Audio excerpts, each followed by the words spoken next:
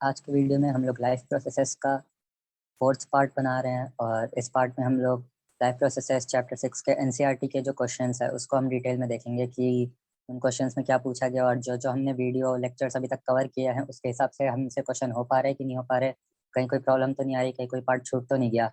तो एक एक क्वेश्चन को अच्छे से समझते हुए चलेंगे। 13 क्वेश्चन आपको दिख रहे होंगे स्क्रीन पे जो आपके एनसीईआरटी बुक से लिए गए हैं। तो पहले हम बेसिक लेवल से चलते हुए स्टार्ट करेंगे, इसलिए अभी मैं बस एनसीईआरटी के क्वेश्चंस कराऊंगा। पर आगे चल के अगर ऐसा लगता है कि हाँ अब एक लेवल सेट हो चुका है, अब इस लेवल को और रेस किया जा सकता है, तो फिर हम और डिफिकल्ट क्वेश्चंस लाएंगे। बहुत सारे हमारे पास सोर्सेस है, वहाँ से हम क्वेश्चन ला सकते हैं और डिफिकल्ट। और अगर आपको और हाई लेवल क्वेश्चन चाहिए प्रैक्टिस करने के लिए तो आप प्लीज़ कमेंट करिए। और टेलीग्राम ग्रुप जरूर ज्वाइन कर लीजिए, क्योंकि टेलीग्राम ग्रुप पे आप हमसे डायरेक्टली इंटरेक्ट कर सकते हो। आप हमें बता सकते हो आपको कहाँ पे डिफिकल्टी हो रही है, किस तरह के क्वेश्चन चाहिए, क्या अप्रोच आपको चाहिए, तो उस हिसाब से हम मॉडिफाई करके बता सकते हैं आपको। तो आज की वीडियो हम स्टार्ट करते हैं बिना किसी डिले के। एक्सरसाइज से सीधा क्वेश्चन 1 से स्टार्ट किया जाए।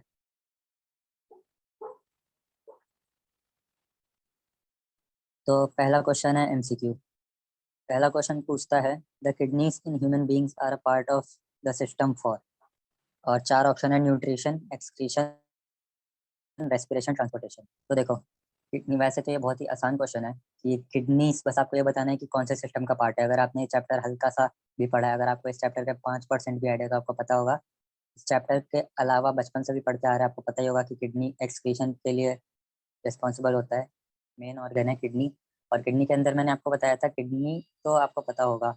अब इसमें पूछ देता कि किडनी के अंदर क्या रिस्पॉन्सिबल है, कौन सा structural and functional unit of kidney कहलाता है। तो मैंने आपको वीडियो लेक्चर के टाइम पे बताया था नेफ्रॉन को कहते हैं। तो इस तरीके से अगर क्वेश्चन मुश्किल करना चाहे तो वो पूछ सकता है कि किडनी के अंदर कौन सा फंक्शनल यूनिट होता है। नेफ्रॉन होता है, जिसका मैंने आपको डायग्राम बना के दिखाया होगा कहीं यहाँ पे। देखते हैं। ये किडनी का डायग्राम था और ये रहा नेफ्रॉन का। तो आई होप आप यहाँ से रिकॉल कर सकते हो अच्छे से, क्योंकि किडनी तो जनरल सी बात है, लेकिन आपके लिए ये डायग्राम ज़्यादा इंपॉर्टेंट है। और साथ में ये डायग्राम तो है ही है इम्पोर्टेंट, पर ये डायग्राम आपके लिए न्यू है थोड़ा, तो आपको ये डायग्राम समझना और इससे आपको मैकेनिज्म समझ में आएगा। ये डायग्राम है बस ओरिएंटेशन के लिए कि कौन से किस तरीके से पार्ट्स अरेंज है। तो आप इस डायग्राम पे ज़्यादा फोकस करेंगे तो बेटर रहेगा, नेफ्रॉन के डायग्राम पे और उसके फंक्शन पे। तो क्वेश्चन 1 इस तरीके से हो गया है। ठीक है। किडनी एक्सक्रीशन के लिए रिस्पॉन्सिबल होता है, एक्सक्रीटरी सिस्टम का पार्ट है। सेकंड क्वेश्चन पूछता है the xylem in plants are responsible for. अब आप याद करो, पिछले वीडियो में मैंने डिस्कशन किया था ट्रांसपोर्टेशन इन प्लांट्स। तो ट्रांसपोर्टेशन इन प्लांट्स के अंदर हमने क्या डिस्कस किया था, यहाँ पे जाइलम पूछा, हमने दो चीज़ पढ़ी थी। जाइलम पढ़ा था और फ्लोएम पढ़ा था, है ना। जाइलम और फ्लोएम के बारे में हमने पढ़ा था। तो अगर आप रिकॉल कर सकते हो पिछले वीडियो से, तो मैंने आपको डिटेल में समझाया था दोनों के फंक्शन, दोनों के डिफरेंसेस, दोनों में कौन कौन से सेल होते हैं। तो जाइलम, अगर आपको याद नहीं आ रहा, मैं दोबारा रिकॉल करवा देता हूँ। जाइलम करवाता है वाटर कंडक्शन, वाटर कंडक्शन। और फ्लोएम कराता है nutrient conduction.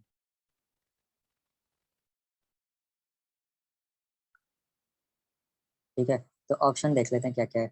Xylem in plants are responsible for transport of water, transport of amino acid, transport of food, transport of oxygen. सीधा आपको ट्रांसपोर्ट ऑफ वाटर पे टिक कर देना है। आई होप आपको क्लियर हो, क्योंकि अगर आपने पिछला वीडियो देखा है, आपको याद होगा कि जाइलम में हमने डिटेल में डिस्कस किया था, ट्रांसपोर्ट ऑफ वाटर के लिए रिस्पॉन्सिबल है। मैं आपको दिखा देता हूँ यहाँ पे हमने कैसे डिस्कस किया था, ताकि आपको याद आ जाए दोबारा। जाइलम के बारे में हमने यहाँ पे डिस्कस किया था ट्रांसपोर्टेशन। यहाँ पे मैंने लिखा हुआ है transportation in plants water xylem. और इसके हमने कंपोनेंट्स पढ़े थे, और फिर उसके बाद हमने मैकेनिज्म देखा था कैसे होता है। H2O को अब्जॉर्ब करके ऊपर वो ट्रांसपोर्ट करवाता है। मैंने आपको बताया था यूनिडायरेक्शनल फ्लो होता है जाइलम का। वाटर ट्रांसपोर्टेशनल यूनिडायरेक्शनल होता है, क्योंकि बस रूट से ऊपर के पार्ट्स में जा रहा होता है। तो इस तरीके से चीज़ों को आपके लिए रिकॉल करना ईजी रहेगा, अगर आप हल्का हल्का विजुअलाइज करते हुए चले, हल्का आप रिटेन करते हुए चले। तो जो आपके एनसीईआरटी लेवल के क्वेश्चन है, या फिर जो सीबीएसई बोर्ड्स में आएंगे क्वेश्चन आपके, वो ज़्यादा हाईफाई क्वेश्चन आते नहीं है। सीबीएसई बोर्ड्स में मुश्किल से इक्का दुक्का क्वेश्चन ऐसा होगा जो थोड़ा आउट ऑफ द लीग आ जाए, थोड़ा आपको जिसमें दिमाग लगाना पड़े। ज़्यादातर क्वेश्चन इस तरीके के क्वेश्चन ही आते हैं जो आपके एनसीईआरटी बुक्स के लेवल के होते हैं। तो आप देख सकते हो कितने आसानी से हम ये क्वेश्चन सारे कर सकते हैं, अगर हमने लेक्चर ध्यान से पढ़ा हो। तो आपको पता होगा जाइलम ट्रांसपोर्टेशन ऑफ वाटर करवाता है। नेक्स्ट क्वेश्चन पे आते हैं। Autotroph mode of nutrition requires. Autotroph mode of nutrition, अब हमने सबसे पहले लेक्चर में जहाँ पे न्यूट्रिशन पढ़ा था, वहाँ पे हमने दो टाइप ऑफ न्यूट्रिशन पढ़ा था, ऑटोट्रोपिक और हेट्रोट्रोपिक। तो ऑटोट्रोपिक न्यूट्रिशन कौन सा होता है? ऑटोट्रोपिक न्यूट्रिशन वो होता है, ऑटो वर्ड पे फोकस करना है। ऑटो मतलब क्या होता है? खुद से, ऑटोमेटिक हम यूज़ करते हैं word. Autotrophic mode of nutrition वो न्यूट्रिशन होता है जिसमें ऑर्गेनिज्म अपना फूड खुद से प्रिपेयर कर सकता है। और मैंने आपको बताया था खुद से प्रिपेयर करना मतलब क्या, कि मैंने चावल पका लिया, मैंने खुद से प्रिपेयर किया, तो ऑटोट्रोपिक मेरा हुआ मोड ऑफ न्यूट्रिशन? नहीं। ऑटोट्रोपिक मोड ऑफ न्यूट्रिशन मतलब आप मॉलिक्यूलर लेवल पे, सेलुलर लेवल पे अपना फूड प्रिपेयर कर रहे हो। ये नहीं कि आप खाना बनाने का रेसिपी देख रहे हो और फिर फूड प्रिपेयर करो तो कहोगे कि ऑटोट्रोपिक है। नहीं, वो नहीं होगा ऑटोट्रोपिक। आप सेलुलर लेवल पे, आप मॉलिक्यूलर लेवल पे खुद का फूड प्रिपेयर कर रहे हो। जो रॉ मटेरियल्स है आपको बस वो रिक्वायरमेंट है और उसके बाद आप अपना फूड प्रिपेयर कर सकते हो। तो रॉ मटेरियल्स की बात हुई, तो वही ये क्वेश्चन तो पूछा है कि requires autotrophic mode of nutrition में क्या रिक्वायर्ड होता है। तो अगर आप रिकॉल करो, जब हमने फोटोसिंथेसिस के बारे में पढ़ा था तो मैंने आपको बताया था फोटोसिंथेसिस के लिए क्या क्या चाहिए होता है। फोटोसिंथेसिस के लिए रॉ मटेरियल, मैं यहाँ पे लिख देता हूँ दूसरे कलर से, रॉ मटेरियल फोटोसिंथेसिस के लिए क्या क्या चाहिए होता है। ठीक है, ये आपको क्वेश्चन एमसीक्यू के फॉर्म में दिया हुआ है, ऐसे भी पूछ सकते हैं आपसे 1 मार्क में, 2 मार्क में। तो CO2 चाहिए होता है एटमॉस्फेयर से जो कि मिल जाता है उसको। H2O चाहिए होता है जो कि सॉइल से और रूट्स के थ्रू वो ले लेता है। ठीक है, और क्या चाहिए होता है? सनलाइट। तभी हम कहते हैं कि प्लांट्स को सन में रखे, सनलाइट चाहिए उसको अपना फूड प्रिपेयर करने के लिए। वो रात के टाइम पे फोटोसिंथेसिस नहीं होगा तो सनलाइट चाहिए होता है, ऑब्वियसली सनलाइट सन से मिलेगा। और क्या चाहिए होता है? और एक और बहुत इंपॉर्टेंट चीज़ चाहिए होती है, क्लोरोफिल। क्लोरोफिल क्या होता था? क्लोरोफिल होता था green coloured pigment. Green coloured pigment किसके अंदर प्रेजेंट होता था? कौन से सेल ऑर्गेनेल पे? क्लोरोफिल जो है वो आपका पिगमेंट है। पिगमेंट मॉलिक्यूल होता है जिसके ऊपर कलर होता है, कलर मॉलिक्यूल, और उसके डिफरेंट फंक्शन होता है। तो क्लोरोफिल जो है वो आपका पिगमेंट है। और जो सेल ऑर्गेनेल का नाम है वो है क्लोरोप्लास्ट। क्लोरोप्लास्ट, क्लोरोप्लास्ट है ऑर्गेनेल, क्लोरोफिल है पिगमेंट। तो इन दो वर्ड में आपको बिल्कुल भी कंफ्यूज नहीं होना। इन दो वर्ड को बिल्कुल क्लियर रखो, chlorophyll, pigment. Chloroplast cell organelle है, उसके अंदर थाइलाकॉइड्स होता है, उसके मेम्ब्रेन पे क्लोरोफिल के पिगमेंट होते हैं। ठीक है, तो क्लोरोफिल और क्लोरोप्लास्ट दोनों को बिल्कुल अलग क्लियर कॉन्सेप्ट रखना है दिमाग में। तो क्वेश्चन पे वापस आते हैं। पूछ रहा था autotrophic mode of nutrition requires, carbon dioxide चाहिए होता है, हाँ बिल्कुल। वाटर चाहिए होता है, बिल्कुल। सनलाइट चाहिए ही। क्लोरोफिल बता दिया मैंने आपको, उस समय भी बताया होगा मैंने फोटोसिंथेसिस में। तो सारे तो चाहिए ही होते हैं, तो सीधा आप टिक कर दो ऑल ऑफ द अबव, आगे बढ़ जाओ। अगले क्वेश्चन पे आते हैं। Break down of pyruvate to give carbon dioxide water and energy take place in. अब देखो ये इंटरेस्टिंग क्वेश्चन है। क्यों इंटरेस्टिंग है? क्योंकि इस क्वेश्चन को दो तरीके से पूछ सकते हैं। आपको इस वर्ड पे, इस पोजीशन पे आपको फोकस करना है। Pyruvate to give carbon dioxide water and energy, मतलब पायरुवेट हमारे पास पहले से ही बन चुका है, हम पायरुवेट से फर्दर ब्रेक डाउन कर रहे हैं। इस बात पे आपको क्यों फोकस करना है? क्योंकि जो मेटाबॉलिज्म होता है, कार्बोहाइड्रेट मेटाबॉलिज्म, तो वो कुछ इस तरीके से चलता है। सपोज आपके पास ग्लूकोज आया एक सेल में, ठीक है, सेल में ग्लूकोज आया, और हमने देखा था ग्लूकोज कन्वर्ट होता है पायरुवेट में। ठीक है, ग्लूकोज कन्वर्ट होता है पायरुवेट में, कहाँ पे? ग्लूकोज कन्वर्ट होता है पायरुवेट में, लेकिन किस जगह पे? साइटोप्लाज्म में। इस प्रोसेस को क्या कहते हैं? प्रोसेस को क्या कहते हैं जिसमें ग्लूकोज पायरुवेट में कन्वर्ट होता है? इसको कहते हैं ग्लाइकोलाइसिस। ग्लाइकोलाइसिस, ठीक है।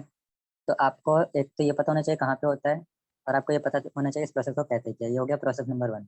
अब आपके पास पायरुवेट आ गया है, तो अब आपसे पूछ रहा है कि पायरुवेट को फर्दर जब ब्रेक डाउन करेंगे पूरे उसके एंड प्रोडक्ट्स में, मतलब फाइनल एंड प्रोडक्ट्स क्या होता है? Carbon dioxide, water. ठीक है, तो आपसे आगे का स्टेप पूछ रहा है कि पायरुवेट को जब फाइनली, अभी यहाँ पे मैं एक गैप छोड़ रहा हूँ, मैं बताऊंगा क्यों छोड़ रहा हूँ।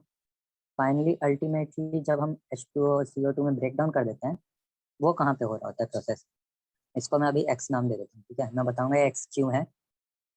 तो अभी आप समझ लो, अभी आप डायरेक्ट ये भी समझ सकते हो पायरुवेट से ये। तो ये जो प्रोसेस हो रहा होता है, ये प्रोसेस हो रहा होता है माइटोकॉन्ड्रिया में।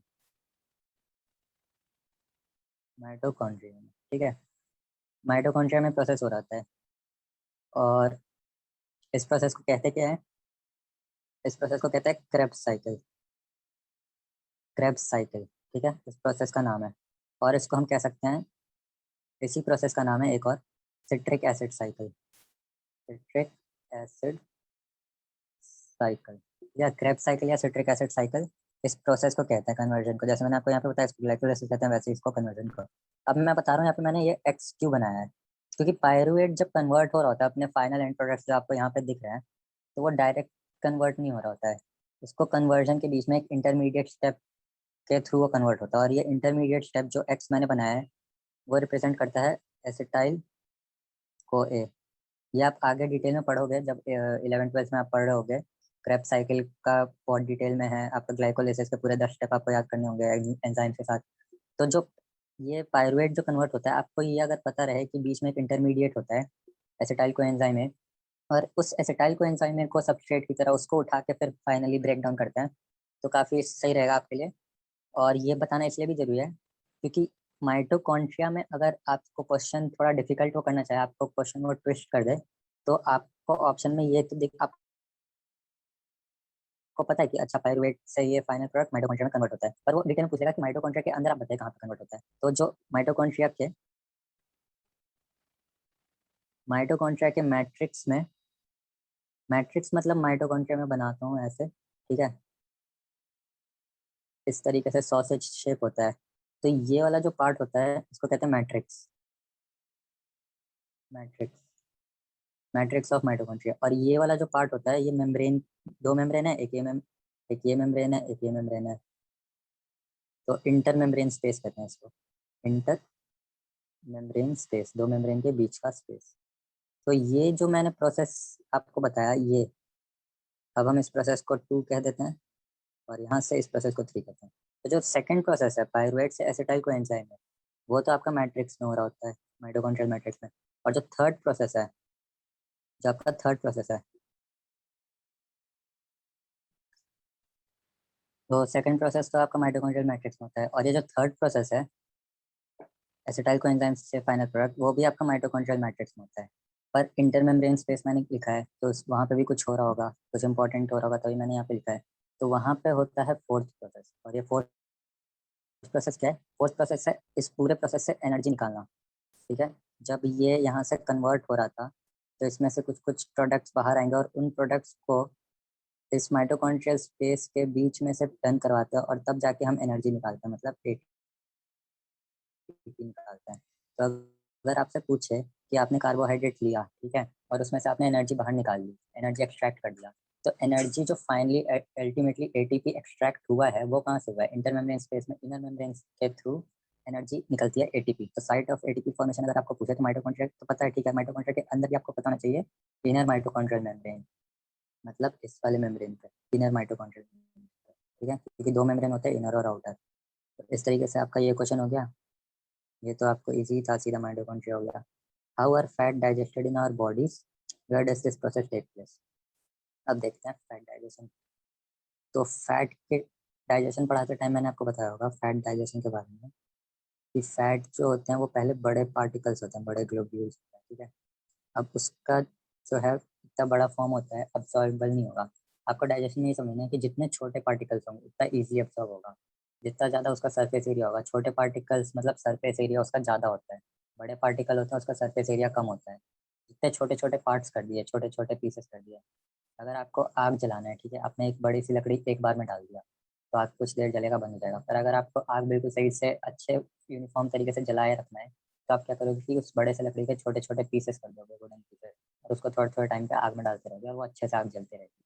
तो इसी तरीके से करते हैं। ये जो बड़े पीसेस है फैट ग्लोब्यूल्स कहते हैं जिसको, ग्लोब्यूल्स, इसका हम ब्रेक डाउन कराते हैं स्मॉलर पार्टिकल्स में।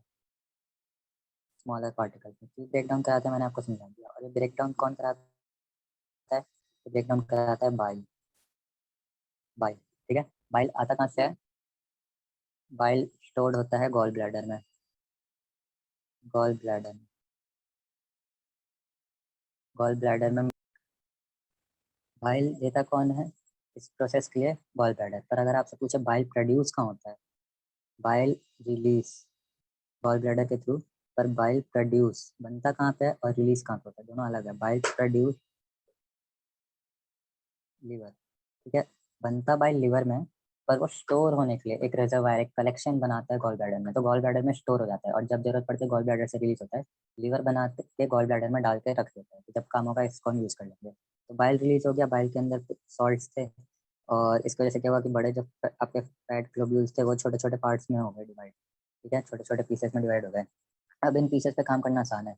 अब इन पे आ जाएगा आपके पास एंजाइम्स। एंजाइम्स, ये एंजाइम्स कहाँ से आएंगे? पैनक्रियास से। पैनक्रियास से मेजरली कौन से एंजाइम्स होते हैं? अमाइलेस, सॉरी लाइपेस होता है मेन। मेन आप कह सकते हो लाइपेस एंजाइम।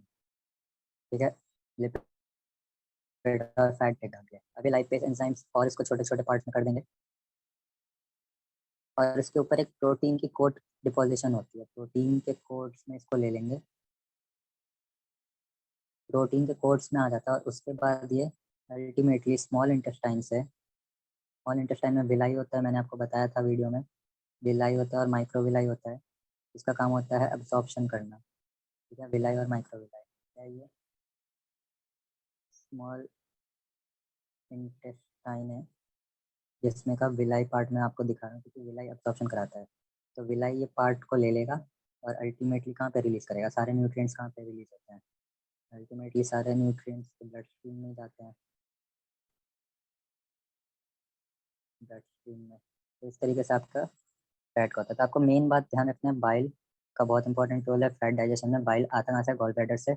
बनाता कौन है? लीवर बनाता है। एंजाइम्स कहाँ से आते हैं? मेन इंपॉर्टेंट एंजाइम्स आते हैं आपके पैनक्रियास से, लाइपेस एंजाइम। और उसके बाद इसको प्रोटीन में कोट कर देते हैं, और उसके बाद ये अब्जॉर्ब कर लेता है स्मॉल इंटेस्टाइन में विलाई से।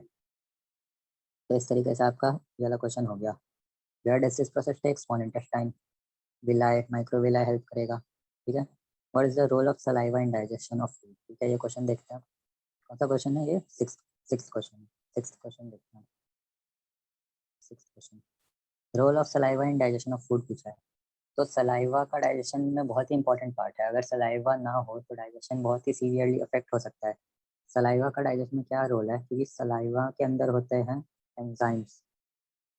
बायोलॉजी के अंदर, लिविंग वर्ल्ड के अंदर जितने भी प्रोसेस चल रहे होते हैं, ऑलमोस्ट जितने प्रोसेस होते हैं, सबका हेल्प, सबके सारे प्रोसेस का फास्ट किया जाता है, सारे प्रोसेस को ज़्यादा इफेक्टिव बनाया जाता है एंजाइम्स की मदद से। तो आपको बायो में आगे चल के हर जगह, हर प्रोसेस में आपको एंजाइम्स पढ़ने पड़ेंगे। एंजाइम्स वो चीज़ है जो एक्चुअली में वो काम करवा रहे हैं फास्ट। अगर आप उन एंजाइम्स को निकाल दो तब भी वो प्रोसेस होगा, पॉसिबल है वो प्रोसेस बिना एंजाइम के, लेकिन उसको आपको बहुत साल लग जाएंगे।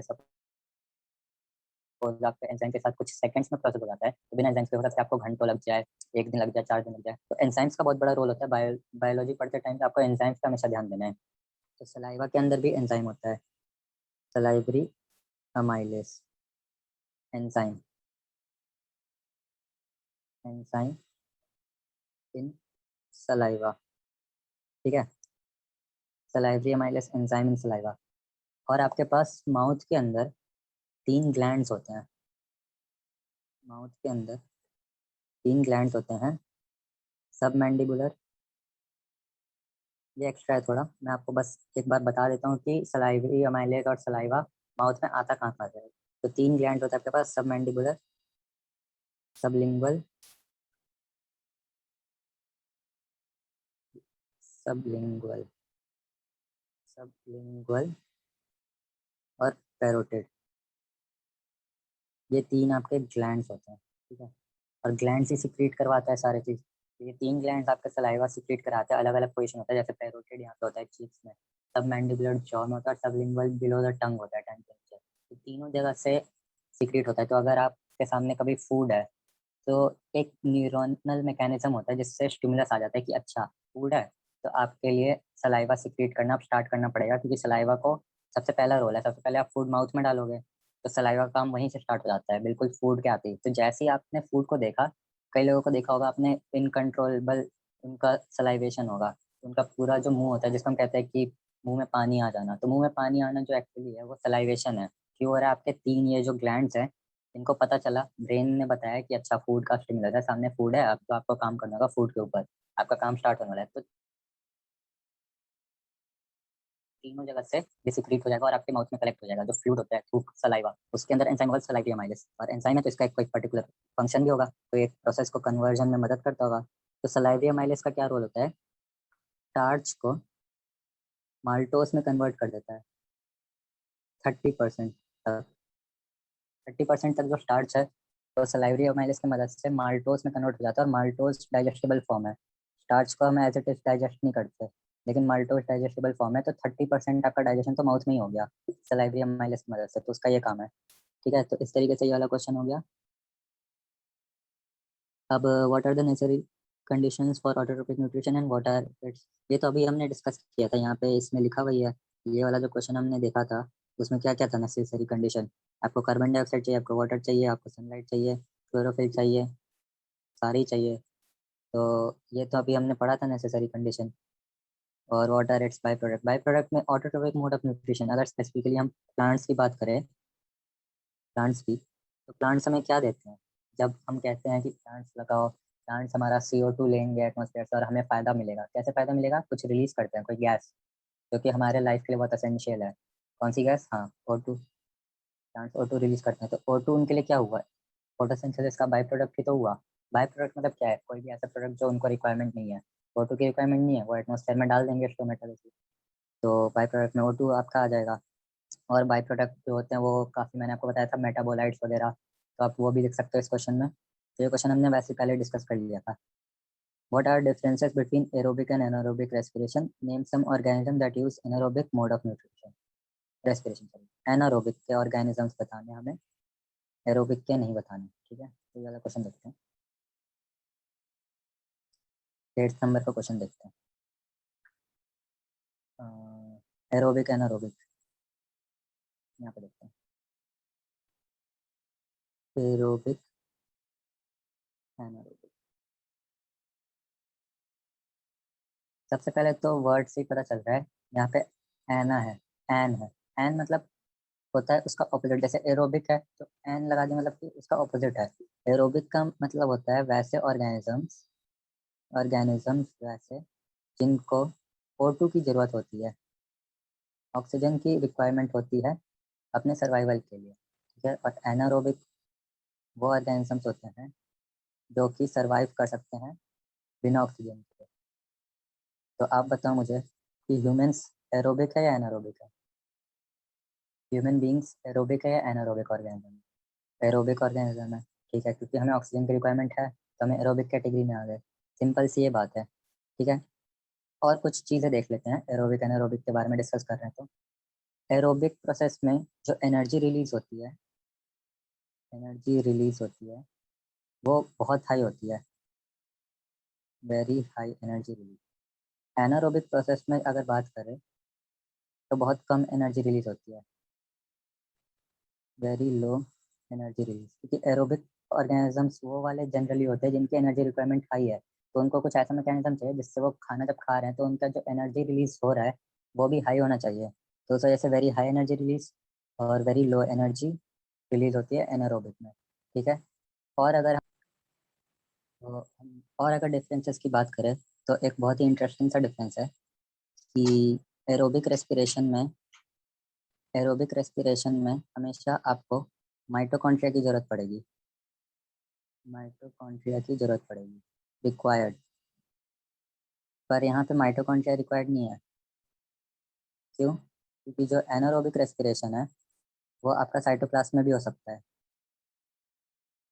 अभी मैं आपको दिखाता हूँ, जैसे कि मैंने आपको बताया था, यहाँ पे इस वाले प्रोसेस को मैंने नाम दिया था ग्लूकोज से पायरुवेट। ठीक है, ये वाला जो प्रोसेस है इसको हम कहते हैं ग्लाइकोलाइसिस, और मैंने यहाँ पे लिखा हुआ है कि साइटोप्लाज्म में भी हो सकता है। तो जो एनारोबिक ऑर्गेनिजम्स होते हैं, एनारोबिक, ठीक है, वर्ड्स पे ध्यान देना, एनारोबिक ऑर्गेनिजम्स होते हैं वो ग्लाइकोलिसिस करते हैं अपना प्रोसेस, और वो साइटोप्लाज्म में प्रोसेस होता है। और ग्लाइकोलिसिस ही उनके पास वन एंड ओनली प्रोसेस होता है जिससे वो अपने बॉडी और अपने नीड्स के लिए एनर्जी निकाल सकते हैं।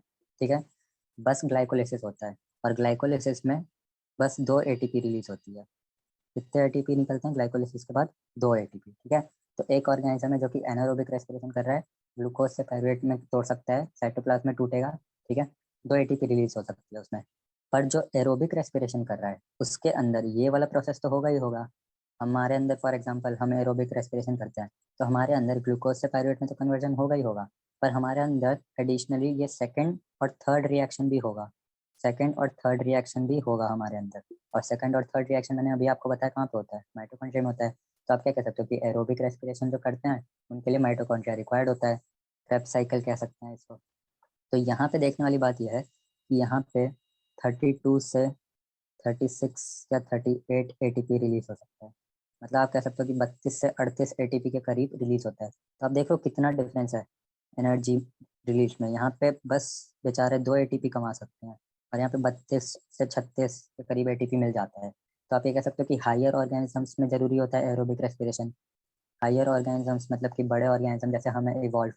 ऑन द अदर हैंड अगर हम देखें कि कोई छोटा सा बैक्टीरिया है तो उसमें एनर्जी रिक्वायरमेंट कम हो गया वैसे, तो उसका 2 एटीपी से काम चल जाएगा। ठीक है, तो इससे हम एक नया डिफरेंस सीख सकते हैं। फॉर एग्जाम्पल हमसे पूछा था किस में हो सकता है, तो अगर हम कह दें यीस्ट या फिर हम कह दें प्रोकैरियोट्स। प्रोकैरियोट्स, आई होप आपको प्रोकैरियोट्स और यूकैरियोट्स पता हो।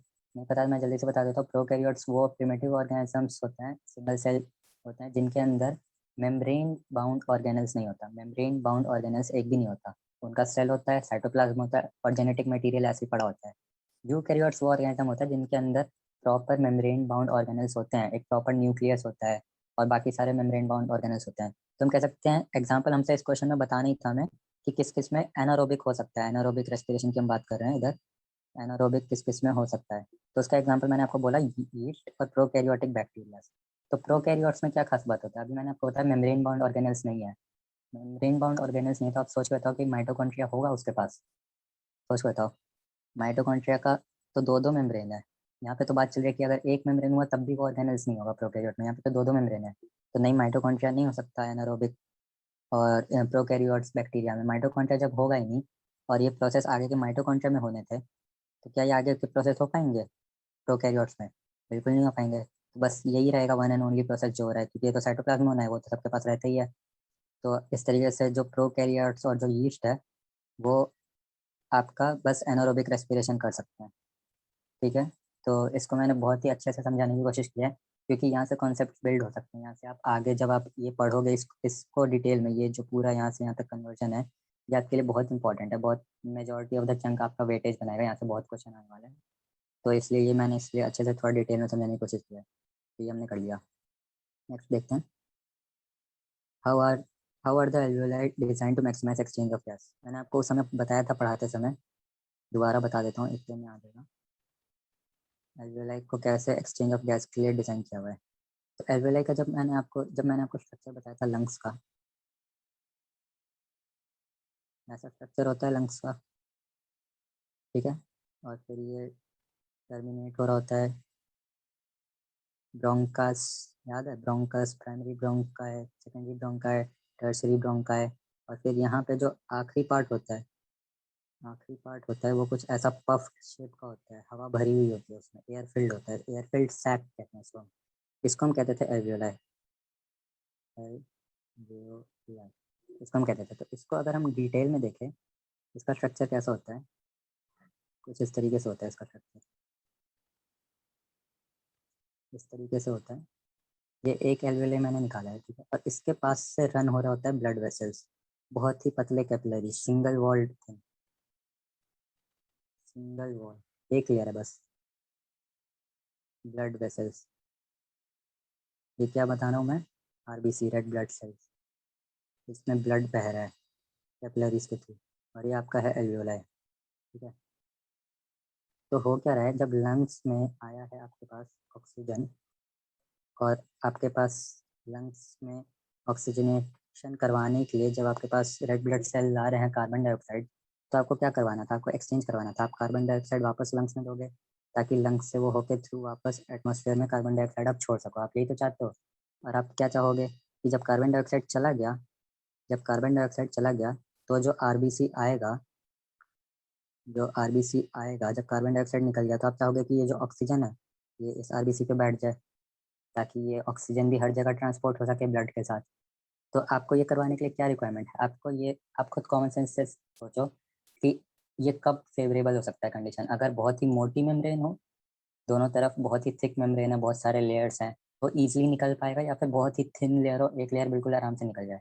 तो ऑब्वियसली हमें थिन लेयर चाहिए, सिंगल वॉल। तो इस साइड भी सिंगल वॉल है, और एल्वियोलाई के जो सेल्स होते हैं वो भी बहुत थिन होते हैं, ऐसे सेल्स होते हैं, सिंपल स्क्वेमस सेल।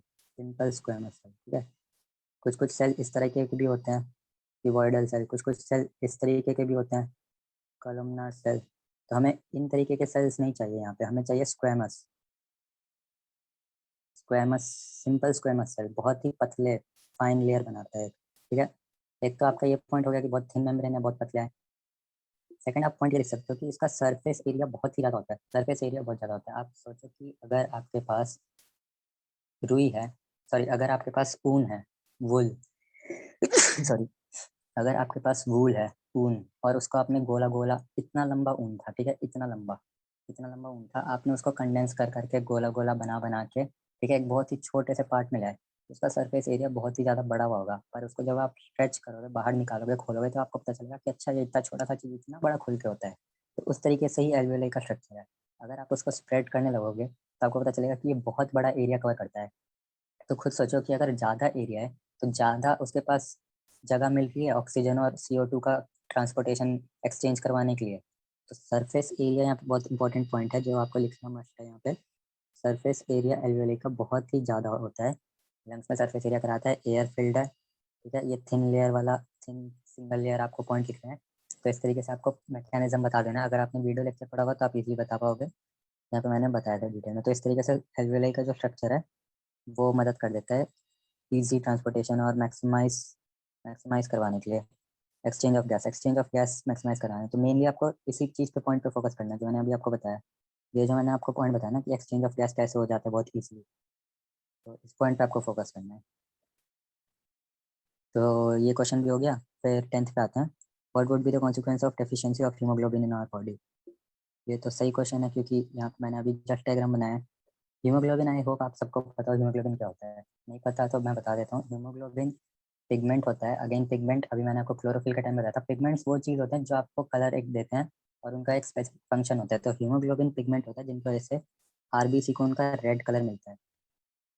ग्रीन से क्यों बना रहा हूँ, आरबीसी को रेड कलर मिलता है, तो ऑब्वियसली हीमोग्लोबिन को मुझे रेड से बनाना चाहिए हीमोग्लोबिन, ठीक है। तो एक्चुअली आरबीसी के अंदर आपको ये आप पता होना चाहिए इस लेवल पे आके कि आरबीसी ऑक्सीजन कैरी करता है, ओके, पर आरबीसी के अंदर एक्चुअली कौन ऑक्सीजन कैरी करता है, तो आप कहोगे हीमोग्लोबिन, जिसको HB से डिनोट करते हैं हीमोग्लोबिन के लिए, ठीक है।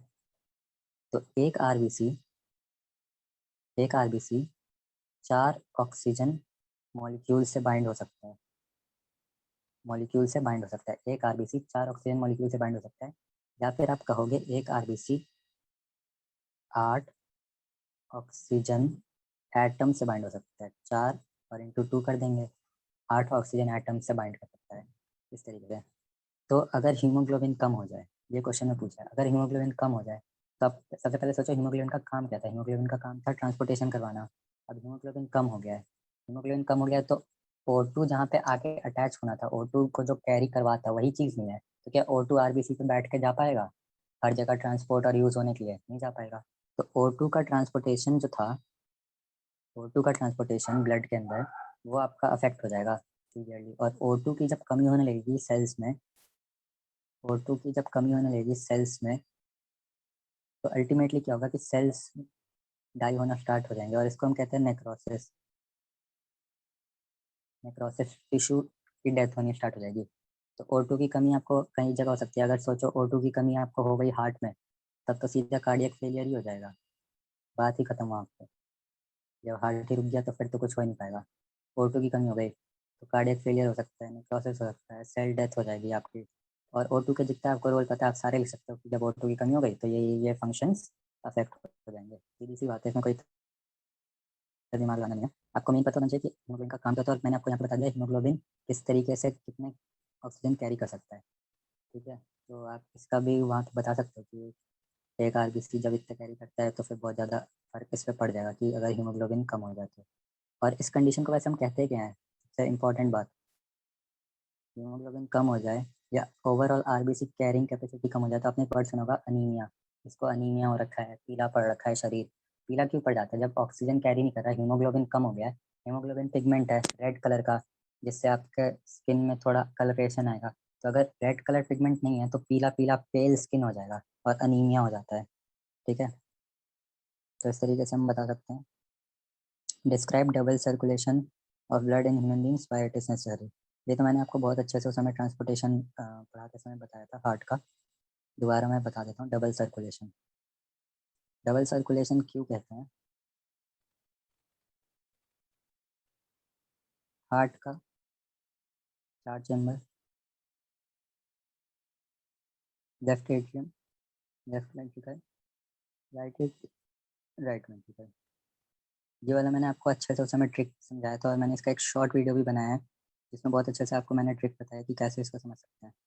ठीक है, तो अगर वो शॉर्ट वीडियो नहीं देखा है तो जाके प्लीज़ देखो, इससे आपको बहुत ईजी से ट्रिक से आपको पता चलेगा कि ये जो मैं बना रहा हूँ पूरा सर्कुलेशन की समरी, ये कैसे ईजिली याद कर सकते हैं।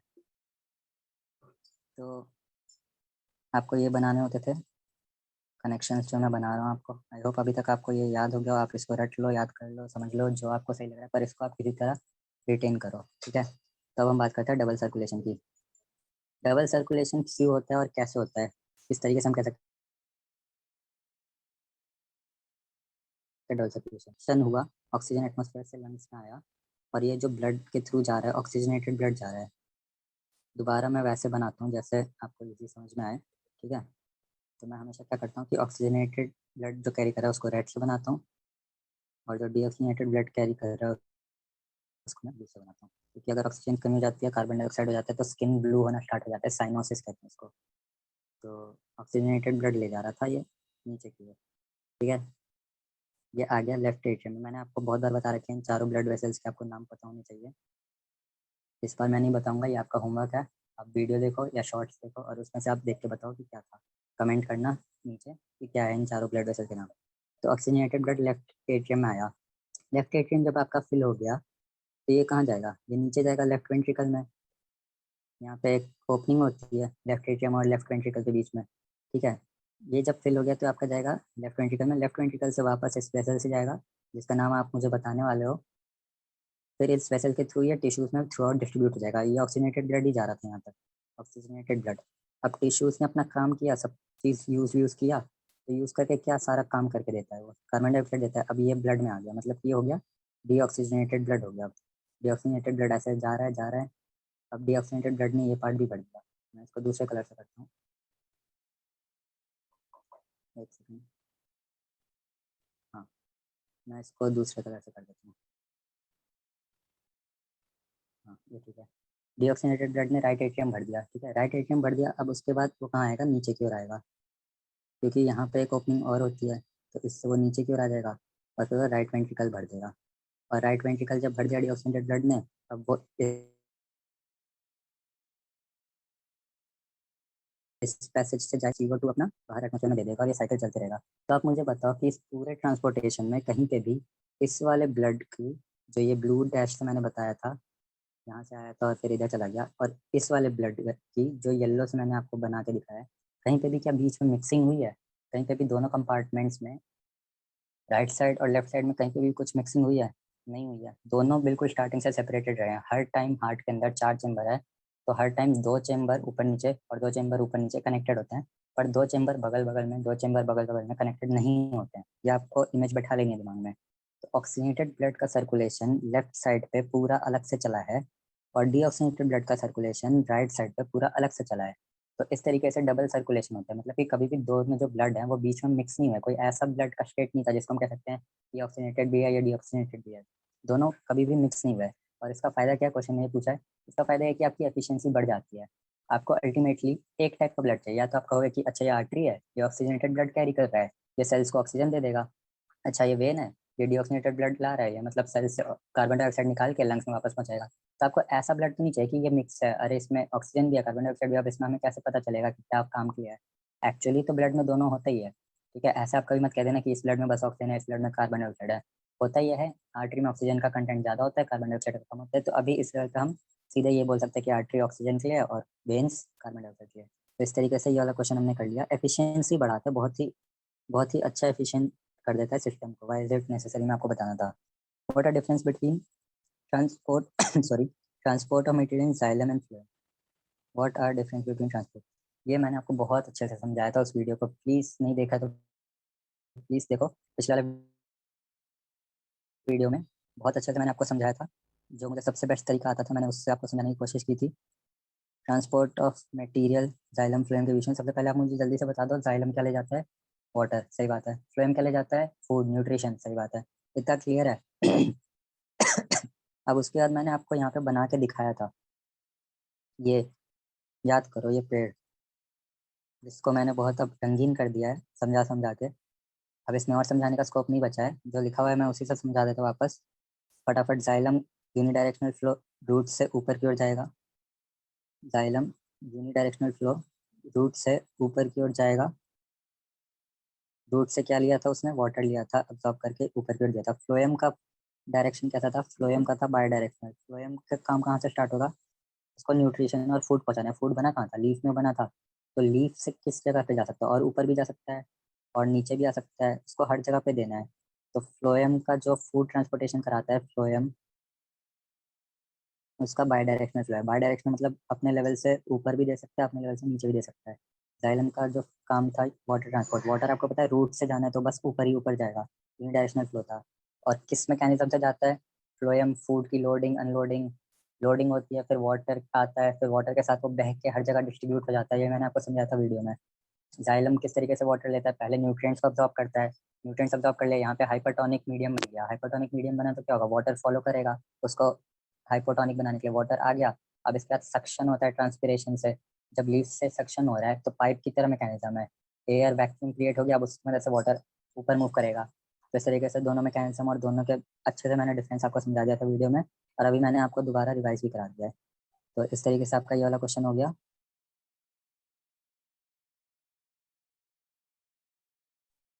बचा compare the function of alveoli in lungs and nephron in kidneys with respect to their structure and functioning.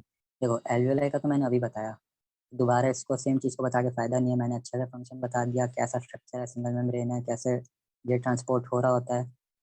Transport ये हो क्यों रहा होता है, ट्रांसपोर्ट हो रहा होता है पार्शियल प्रेशर की वजह से। एक चीज़ होती है पार्शियल प्रेशर, पार्शियल प्रेशर। या फिर अगर आपको ये नहीं समझ में आया अभी, सिंपल सिंपल ये समझ लो, कॉन्सेंट्रेशन ग्रेडियंट। और ग्रेडियंट मतलब होता है किसी दो चीज़ के बीच में डिफरेंस। एक इस लेवल पे है, एक इस लेवल पे है, ठीक है। तो हम कहेंगे कि इतने का ग्रेडियंट है, इतने का ग्रेडियंट है। कॉन्सेंट्रेशन ग्रेडियंट मतलब कि दोनों जो है, ऑक्सीजन यहाँ पे अलग कॉन्सेंट्रेशन है, यहाँ पे अलग कॉन्सेंट्रेशन है, इधर कम है ऑब्वियसली, तो हाई कॉन्सेंट्रेशन से लो कॉन्सेंट्रेशन में जाएगा। कार्बन डाइऑक्साइड का कॉन्सेंट्रेशन यहाँ पे ज़्यादा है, लो कॉन्सेंट्रेशन से हाई कॉन्सेंट्रेशन में जाएगा। तो इस तरीके से ये जो मेन है कॉन्सेंट्रेशन ग्रेडियंट, ये एक्चुअल फोर्स है जो करवाता है ये। और कैसे हो रहा है, क्या है स्ट्रक्चर, ये सब तो मैंने पूरा समझा ही दिया आपको। तो हमने इसमें आधा पार्ट पहले अभी जस्ट किया है, लंग्स का पार्ट कर लिया। नेफ्रॉन और किडनी का भी हम रिवाइज कर लेते हैं। यहाँ पे मैंने आपको अच्छे से समझा के बताया था नेफ्रॉन का, जो आपके बुक में डायग्राम है वैसे ही बनाया था। देखते हैं कहाँ पे है वो, नेफ्रॉन का ये लिख रहा है मुझे। मैं आपको बता ही रहा था नेफ्रॉन आपके लिए इंपॉर्टेंट है, दोबारा रिवाइज कर लेते हैं फटाफट। नेफ्रॉन में मैंने आपको बताया था कि ब्लड वेसल्स जो होते हैं फाइन नेटवर्क बना देते हैं, बहुत पतले, ग्लोमेरुलस कहते हैं जिसको हम, ठीक है। ग्लोमेरुलस एक नेटवर्क बना देते हैं जाली मैश वर्क जैसा, और वो इनक्लोज होता है, उसको ऐसे किसी ने पकड़ रखा था, और उसको क्या कहते हैं, बोमेंस कैप्सूल, ठीक है। मैश वर्क है नेटवर्क, और इसको पकड़ रखा है बोमेंस कैप्सूल ने। तो अल्टीमेटली जो भी आपका यूरिन बनना है, जो भी चीज़ है, वो फिल्टर तो ब्लड के थ्रू ही होके होगा। ब्लड के अंदर जितना फ्लूइड है, जितना वेस्ट प्रोडक्ट हो गया, उसी से फिल्टर होना होता है। तो यूरिन अगर पूछे कि यूरिन ब्लड में से ही आता है, 90% ऑफ ब्लड वाटर और प्लाज्मा होता है। तो ग्लोमेरुलस को पकड़ रखा था बोमेंस कैप्सूल ने, यहाँ से ब्लड जा रहा है, एक फोर्स मारते हुए जाएगा, और बोमेंस कैप्सूल एक छन्नी की तरह है आपका। तो यहाँ से चीज़ें फिल्टर होना स्टार्ट हो जाएंगी इस एरिया से, ठीक है। मैंने एरो बना रखा है यहाँ पे, फिर एरो से इस साइड की ओर आ जाएगा बोमेंस कैप्सूल के अंदर। बोमेंस कैप्सूल का भी आपको डिटेल में अगले साल पढ़ना होगा, तो अभी मैं उस डिटेल में नहीं जाऊँगा। फिर बोमेंस कैप्सूल के बाद ये आ जाता है नीचे की ओर। नीचे की ओर आने के बाद यहाँ पे क्या होता था, नीचे का पार्ट है, तो आप इसको ऐसे इमेजिन करो, वाटरफॉल, एक झरना सोच लो। तो झरने से पानी बाहर की ओर गिर रहा होता है, ठीक है। झरने से पानी बाहर गिर रहा होता है जब ऊपर से नीचे गिरता है। कभी झरना ऐसे देखा है कि नीचे से ऊपर चढ़ रहा है, आपको ये फाउंटेन की बात नहीं करता, नॉर्मल झरना नेचुरल, हमेशा ऊपर से नीचे गिर रहा होता है। क्या गिर रहा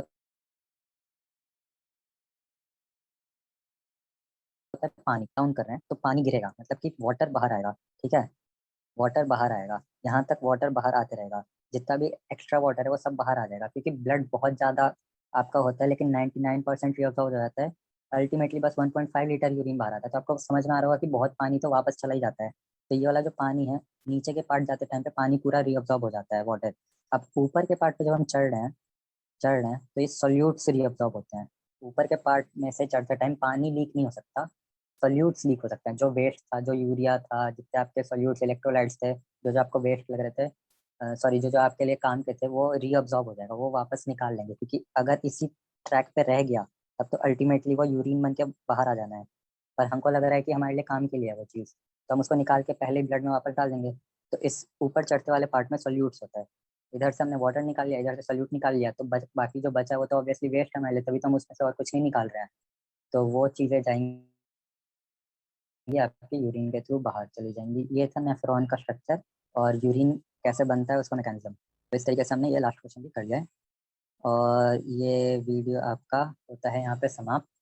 तो वीडियो को लाइक ज़रूर करें, शेयर करें, सब्सक्राइब करें चैनल को और टेलीग्राम ग्रुप जरूर ज्वाइन करें। मैंने आपको बताया था स्टार्टिंग में और दोबारा बता देता हूँ, टेलीग्राम ग्रुप पे हम डिस्कशन करेंगे सारे, आपको जो भी प्रॉब्लम होगी या फिर जो भी आप नए तरीके से जानना चाहोगे, कोई भी चीज़ आपको चाहिए हेल्प, तो टेलीग्राम ग्रुप ज्वाइन करें और उसका लिंक डिस्क्रिप्शन में दिया हुआ है। तो मिलते हैं नेक्स्ट वीडियो में, नए चैप्टर को स्टार्ट करेंगे।